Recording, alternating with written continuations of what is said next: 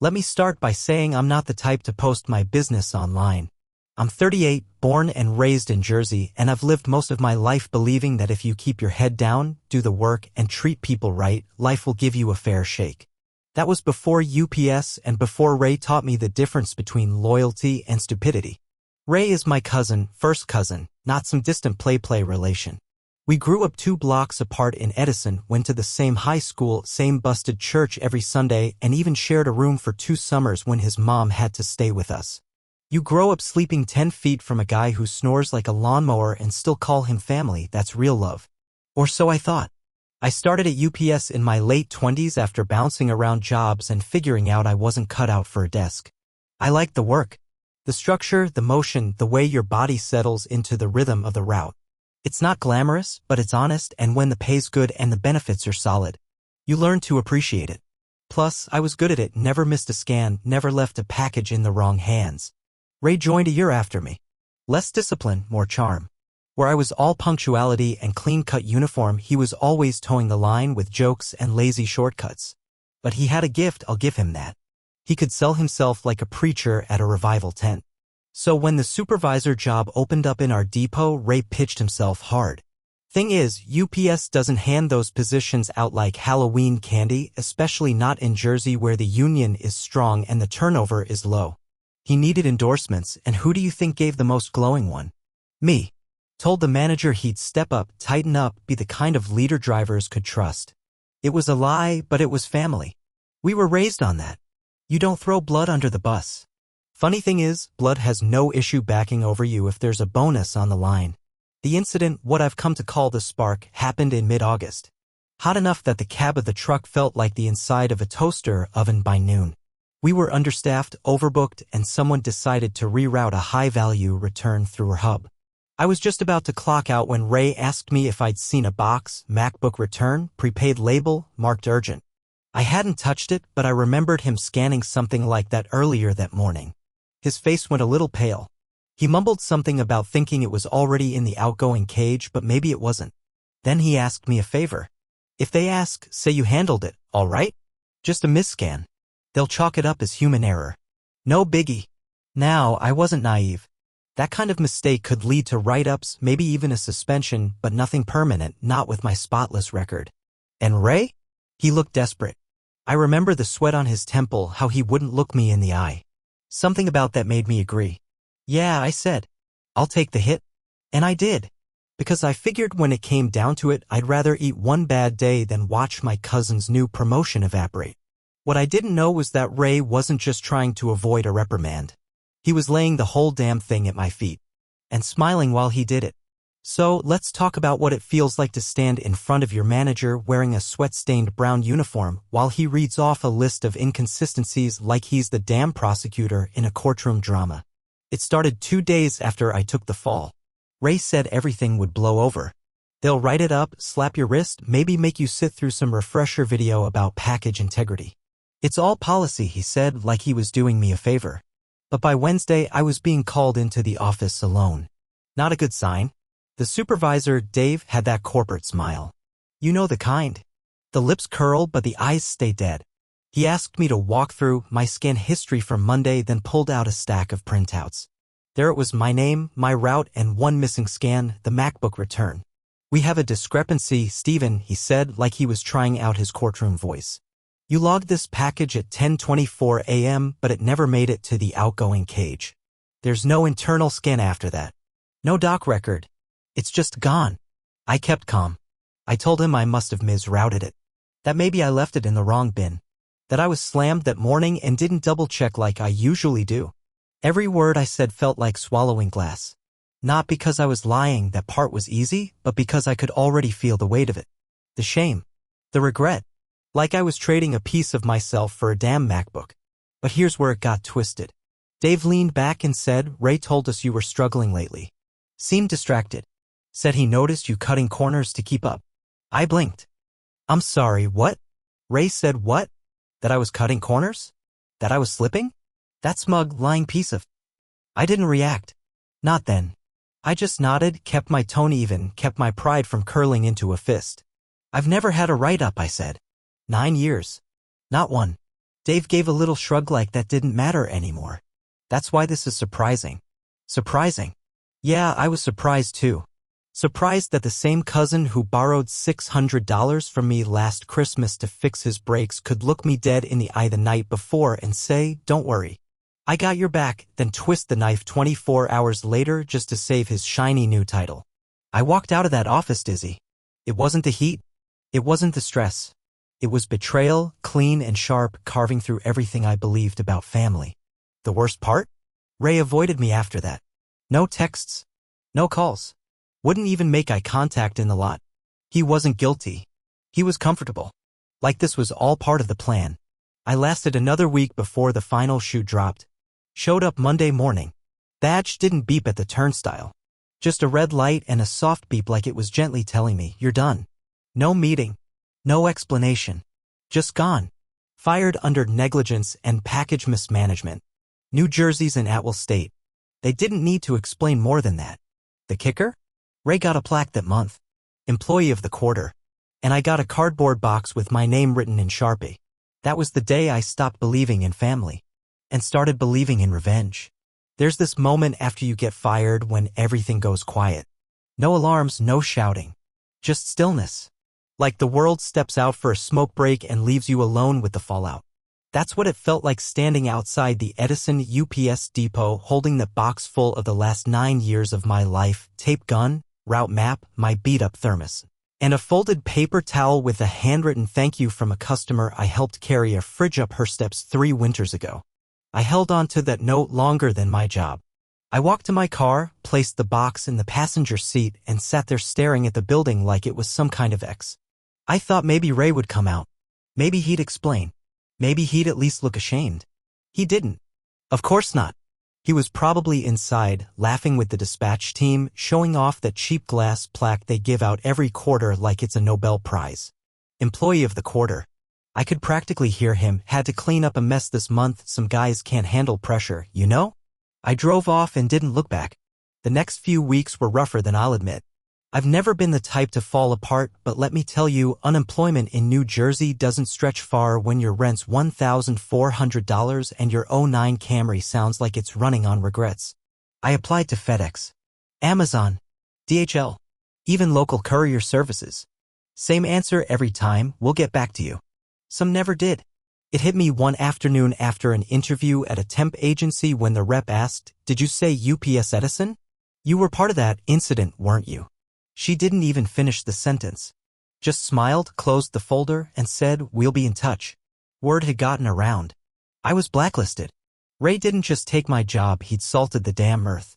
Whatever story he told them, it stuck. Probably something dramatic like I dumped a $2,000 package in a sewer and tried to cover it up. Corporate loves a clean villain. I ended up crashing at my sister Tanya's place. Basement apartment with a leaky pipe above the futon and a cat that stared like it knew I'd fallen from grace. I couldn't sleep. Couldn't focus. Just kept running that office meeting through my head like a bad movie I couldn't turn off. At first, I wanted to confront Ray. Corner him at a family function, make a scene. I imagined everything, the shouting, the stunned relatives, the look on his face when I called him a backstabbing fraud in front of everyone who ever trusted him. But I didn't do any of that. Instead, I went quiet. I took long walks at night. I stayed off social media. I thought about who I was, what I'd built, and how he'd taken it like it cost him nothing. And somewhere in that silence, I made a decision. I wasn't going to scream. I was going to build something better than him. And when the time came, I'd let it speak for itself. Ray thought he won. He had no idea I was just getting started. The first job I took after UPS was delivering party platters for a mom-and-pop deli in Woodbridge. That's where rock bottom teaches you how to shut up and work. It was minimum wage plus tips, and the delivery fleet was a rusted-out Dodge Caravan with no AC and a cassette deck. Not CD. Cassette. The kind of van where you pray the brakes work before you pull into a customer's driveway or else someone's getting their mozzarella sticks delivered through a garage door. But I didn't complain. Because work, any work, was better than sitting in my sister's basement thinking about Ray sipping office coffee and shaking hands with district managers. I didn't have a title, a uniform, or a 401k anymore. But I did have a clipboard, a phone, and the kind of work ethic that makes people remember your name. One afternoon, I delivered to a print shop 2 towns over. Their regular courier bailed and they needed someone to run emergency proofs to a wedding venue in Secaucus. I said sure. Dropped it off early, made a good impression. The owner called me back the next day. You do freelance? I didn't hesitate. Absolutely. And just like that, I had my first private client. I started keeping records. Names, addresses, average distances, wait times. I tracked gas costs, tolls, client preferences. I built spreadsheets at night while Tanya watched reality shows upstairs. That basement became my headquarters. I used my phone as a scanner and Google Calendar as dispatch. I was broke, but I was operational. Word started to spread. A florist called me the next week. She needed last-minute Valentine's deliveries. Then a dry cleaner who catered to hotels. Then a dental supply rep who wanted someone discreet to transport prescription samples across central Jersey. Turns out there's a whole world under the surface, people who don't want Amazon's tracking numbers or FedEx's missed windows. They want reliability. A real human who shows up when he says he will. Someone who knows where the side entrance is, who calls ahead, who knows when to ring and when to knock. By the 3rd month I had a route. It wasn't sexy. No logos. No uniforms. Just me in that same Camry with a little Bluetooth headset and a leather-bound logbook I kept like it was sacred text. I started going by Briggs Courier Services even though there was no official company yet. It sounded real, and in business, perception buys you time. And here's where the universe got a little poetic. One of my new clients? A small architectural firm. Guess who used to handle their blueprints? UPS. Edison branch. I saw the old shipping labels when I picked up the job. I didn't say anything. Just smiled, took the package, and delivered it faster and cheaper than they'd ever seen. The firm switched to me full-time a week later. I drove home that night with the windows down, listening to old-school soul, and for the first time in a long time, I laughed. Because I realized something. I wasn't just rebuilding. I was taking bricks straight out of Ray's foundation. And he didn't even know it yet. There's a saying I heard once, the best revenge isn't loud. It's quiet, patient, and leaves no fingerprints. That stuck with me. Especially as I kept picking up jobs from clients who used to be under Ray's watch at UPS. It wasn't intentional at first. I didn't make a list and start circling names like a hitman. These were just businesses that needed someone dependable. But once I realized where they were coming from, well, let's just say I stopped calling it coincidence. One client, a medical logistics group, used to have UPS handle their outbound samples. High volume, sensitive stuff. Miss a window and it's not just late, it's unusable. Their regional manager, Melissa, called me in after a driver missed 2 pickups in 1 week. I showed up in person, wore a clean polo, brought copies of my logs, references, and a portable cooler I bought with the last of my savings. Told her I'd never be more than 60 minutes away if she needed something run. She looked skeptical at first, like I was selling her a dream. But I could see the wheels turning when I rattled off traffic patterns between her drop sites. She gave me a trial run. 2 weeks later, she dropped UPS for me entirely.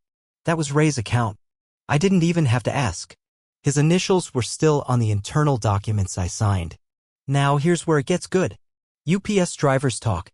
Especially the ones who feel like management's forgotten their names. One night, I ran into a guy named Terry while we were both filling up at a quick check off Route 1. He recognized me. Yo, Briggs, they really canned you? He asked. He looked around like the story was some kind of ghost story. Yeah, I said. All over that missing return. He shook his head. You know Ray told the floor you tried to pawn it off on someone else, right? Said you were always messy. I didn't respond. Just smiled. Let it simmer. Terry went on, funny thing, though, Ray's been missing targets lately. Corporate's breathing down his neck. Lost like 3 accounts this quarter. Yeah? I said. Tough business. I drove off thinking about that.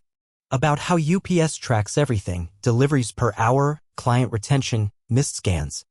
Ray could only ride my shadow so far before the cracks started showing. I wasn't gloating, okay, maybe a little, but mostly I was strategizing. I wasn't just doing better. I was replacing him. Client by client. Street by street. And every time he opened his dashboard and saw those numbers drop, I hoped he felt it. That slow tightening in the gut when you realize something's slipping and you don't know why. I hoped it kept him up at night. Because the next time he looked into those missing accounts, he'd find my name waiting. And I wasn't done yet. Not even close. There's a certain pleasure in watching a liar trip over his own story. Not the big, dramatic kind. I'm talking about those little slips, conflicting details, nervous smiles, the way their voice gets too even when they swear they're not hiding something. Ray was starting to show cracks. I didn't see it firsthand, but word trickled in through people who didn't even know they were feeding the fire. My cousin Darnell ran into Ray at a barbecue and mentioned, in that innocent way only Darnell can, "Man, I heard UPS dropped the Ballard Law account. Steven used to run stuff for them, right?" Ray apparently laughed it off too hard. Then changed the subject. Quick. Meanwhile, I was picking up more of his old territory like it was going out of style. I added a bakery chain that used to rely on UPS for overnight flour shipments. Turns out they got tired of stale deliveries and scanning errors. I brought fresh muffins and a printed contract on my first visit. They didn't even blink. But what made the hair on my neck stand up was what I found in my old Gmail account, the one I used before Briggs Courier became something real. I was archiving old messages when I stumbled on something from my UPS days, a security notification from our delivery app. It was dated 2 days after the incident that got me fired. At first, I almost deleted it. But something made me click through. And that's when I remembered I used to sync my old dash cam to my personal email, just in case. Standard setup, motion capture, timestamp overlay, cloud backup. I'd installed it myself because UPS trucks didn't have cameras back then. Management didn't care what happened in the cab until it cost them money. So I dug. And I found it. There it was, clear as daylight. Ray scanning the MacBook package at 10:24 a.m., placing it in the back seat of the truck, not in the secure cage where it should have gone. Then walking off, sipping a Red Bull like he didn't just make the kind of mistake that ends careers. He never touched it again. It sat there the rest of the day. Then it vanished. I sat there in my basement office staring at the footage, not sure whether to laugh or throw something. That single clip was the truth no one had believed. And now? Now it was mine. But I didn't send it. Not yet. See, revenge is like seasoning, you don't dump it all in at once. You sprinkle. You taste. You wait. Instead, I kept building. Hired my first part-time driver, a kid named Emilio. Hard worker. I paid him more than minimum, taught him the routes myself, and gave him one rule: we don't screw people. Clients noticed. Meanwhile, Ray? He was starting to sink. I knew because UPS posted quarterly performance rankings internally, and someone, bless their soul, leaked a screenshot in a driver group chat I still had access to. Ray's district had dropped from 2nd to 5th. 3 flagged accounts. 1 investigation under review. The cracks were no longer invisible. And I was holding the sledgehammer. It was a Tuesday morning fitting somehow. The same day of the week Ray screwed me over 18 months earlier. Only now, I wasn't the one sweating in a manager's office. I was standing in my own warehouse. Yeah, warehouse? Okay, technically it was a 1,200 square foot unit behind a strip mall next to a check cashing joint, but it had a dock door, shelves, 2 vans, and my name on the lease, Briggs Courier Services, LLC. That's right. I went legit. State of New Jersey paperwork, EIN, everything. Even got my own branded polo shirts made. Emilio wore his like it was armor. That morning, I was sipping coffee when I got a text from one of my old coworkers at UPS, Carlos. We hadn't talked much since I left, but he was a good dude. He said, "Bro, you need to see this. Ray just got put on admin leave. Loss prevention all over the Edison branch." I didn't even smile. I just looked down at my phone, then walked over to the computer and opened a folder labeled Insurance 2022. There it was. The dashcam clip. I'd watched it so many times by now, I could have described every frame from memory. Ray scanning that MacBook, tossing it in the back seat like it was junk mail. Him walking away completely unaware that the timestamp and GPS metadata were saving themselves to the cloud. That footage had lived on a flash drive in my sock drawer for a year. But now? Now it had a destination. I created a burner Gmail, named it something ridiculous, evidence box 732 at, and attached the clip. Send it to UPS Corporate Loss Prevention, CCNG, their legal department, and the Edison branch manager. No message. No signature. Just a subject line. August 14th incident, actual footage. Internal review advised. I didn't even feel adrenaline. Just clarity. The kind of cold peace you get after a long, slow burn finally hits oxygen. Ray had probably spent months dodging questions, spinning stories, throwing new guys under the bus to buy himself time. But corporate doesn't care about stories. They care about evidence. Chain of custody. Video. Within hours, my phone blew up. Carlos again. What did you do, man? They pulled Ray into a back office. Whole damn branch is talking. He came out red as hell, left without saying a word. Another message, this one from an unknown number. You think you won? You're pathetic. No name. But I knew who it was. I laughed. Ray always underestimated me. Thought I was the quiet one. The loyal one. The safe bet.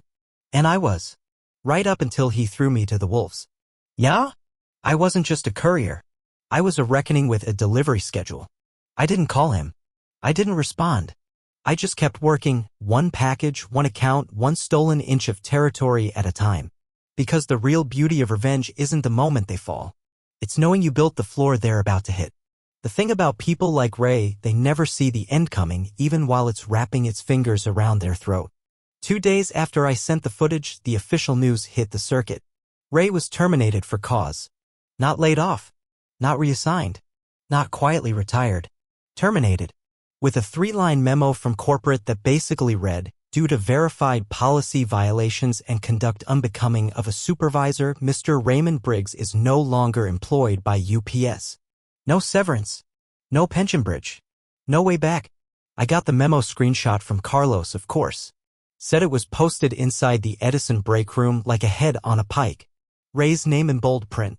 I stared at it on my phone for a long time, not because I needed the confirmation, but because I wanted to feel something. Triumph. Closure. Relief. But what I felt instead was nothing. Just stillness. Don't get me wrong, watching a man who took everything from me lose his job in full public view? That hit nice. But there was no joy. Not really. Just a sense of something being put back where it belongs. That same afternoon, I got a call from my uncle, Ray's father. The man who taught me how to change my oil and used to sneak me $20 every Thanksgiving just in case. I almost didn't pick up. But I did. He didn't yell. Didn't ask for explanations. Just sighed like he'd been carrying a weight for too long. I know what happened, he said. I didn't say anything. He told the family you sabotaged him, he continued. Said you doctored footage to get back at him for a promotion. I laughed out loud at that one. Ray accusing me of playing dirty? The same man who fed me to the wolves while shaking my hand? Uncle Junior, I said, I didn't sabotage anything. I just let the truth catch up. He was quiet for a long beat. Then softly, I believe you. Always did. That hit harder than I expected. I sat on the warehouse loading ramp that night and watched the sun dip behind the Wawa sign across the lot. My phone buzzed again. This time voicemail. It was Ray. His voice was tight. Slurred a bit like he was halfway into a bottle. You happy? You got what you wanted. You think that makes you right? You think they'll remember you now? You're nothing, man. Just a guy with a van. I replayed that part. Just a guy with a van. I looked out at my 2 vans. One black, one gray. Emilio was washing one of them in the parking lot with a hose and a beat-up sponge, singing some off-key Spanish pop song under his breath. And I smiled. Because yeah, maybe I was just a guy with a van. But that van had built a company. Paid rent. Fed families. Restored dignity. While Ray had spent a year building a throne out of lies. And I just set fire to the whole thing. Poetic, ain't it? It's funny how quiet the world gets after a storm. No more drama. No more he said, she said. Just us settling over the ruins and the long, steady sound of your own breath. Ray vanished after the call. Deleted his Facebook. Stopped showing up to family functions. I heard he moved in with his sister up in Hackensack, driving for Uber and telling anyone who'd listen that UPS did him dirty. Said it was politics. Sabotage. Conspiracy. Nobody bought it. Even his dad, Uncle Junior, stopped defending him. You dug that hole, son, he told him during a family cookout, loud enough for 3 aunties and half the kids to hear. And Steven's the one that crawled out. I wasn't there. But I heard about it. Word travels fast when the tables turn. Me? I stayed focused. Briggs Courier Services hit its stride that fall. I leased a second warehouse space in Metuchen, bigger, cleaner, climate-controlled. Emilio got promoted to route supervisor. We picked up 3 more corporate accounts, 2 of them medical labs with high-urgency transport needs. I hired a dispatcher named Layla who could run a route board in her sleep and once caught a mislabel before it hit the van. We were still small. Still scrappy. But our rep? Solid. Clients told us things like, you show up on time. You don't make excuses. That was it. That was the edge. No fancy app. No nationwide network. Just human decency and follow-through. Every once in a while, I get asked why I started the business. Usually during client onboarding or networking events. I always gave the same answer, UPS let me go, so I built my own brown box. It got laughs. Some nods. A few knowing smiles from the folks who've been cut loose and had to make their own way. But deep down, I knew the truth. This company wasn't built from inspiration. It was built from injustice. Every invoice, every signed delivery slip, every fuel receipt, those were bricks I laid with calloused hands and a steady rage. A rage that got quieter, sharper, more focused with every passing day. I didn't create Briggs Courier to beat Ray. But when he tried to bury me, I made sure to rise in a way he'd never forget. One evening, around Thanksgiving, I stopped by my mom's place. She had me help bring in groceries, still calls me baby even though I'm pushing 40. After we finished, she handed me a yellowed envelope. What's this? From your father, she said. He wrote it before he passed. Said to give it to you when you became your own man. Inside was a short note scribbled in his exact chicken scratch. Son, don't ever beg for a seat at someone else's table. Build your own and let them come to you if they're hungry enough. I sat down right there at the kitchen table and stared at those words until the light outside started to fade. I'd done it. I'd built the table. And now I decided who eats. A few weeks before Christmas, I got a handwritten letter in a beat-up envelope. No return address, but the handwriting was familiar, sharp, slanted cursive with just a little too much pressure on the pen. Inside, one sentence. I never thought you had it in you. Ray. No apology. No explanation. Just a single line, like I was supposed to read it and feel some kind of closure. But all I felt was pity. Ray had always played the game like it was about short-term wins, who looked good in the meeting, who got their name on the bonus list, who smiled the widest for the regional manager. But the thing about playing the short game is you never build anything that lasts. You ride the wave, sure, until it dumps you in the sand. I didn't reply. What could I say? I didn't have it in me. I put it in me. I let that letter sit in a drawer until the ink started to fade. By then, my company was operating 5 vans across 3 counties. I'd secured a contract with a regional hospital network. We'd outgrown the strip mall warehouse and moved into a legitimate logistics hub, a place with motion lights and numbered bays and a coffee machine that didn't leak. I still drove a couple days a week. Couldn't give that part up. There's something honest about moving boxes. It keeps you grounded. Plus, clients like seeing the owner in the trenches. One day, I got called to do a VIP delivery last-minute legal documents for a firm I'd recently picked up. Their previous carrier had logistical issues. No need to ask who that was. I arrived downtown in Newark, suit pressed, clipboard in hand. The receptionist smiled, buzzed me in. As I was signing the handoff, I caught a flash of movement near the elevator. It was Ray. Same face. Just smaller now. He looked older, a hair thinner, shoulders slouched like life had been tapping him on the back for too long. He was wearing a maintenance badge. A janitor's cart stood nearby, half hidden. Our eyes met. He froze. I didn't. I nodded once. Not out of malice. Not out of superiority. Just recognition. I delivered the truth. Delivered it straight, without shortcuts or excuses. It had taken time, patience, and more dignity than I knew I had. But it landed. And it changed things. I walked out without a word. Got back in my van. Cranked up the engine and let the silence stretch. People think revenge is fire and fury. Screaming matches. Courtrooms. Headlines. But real revenge?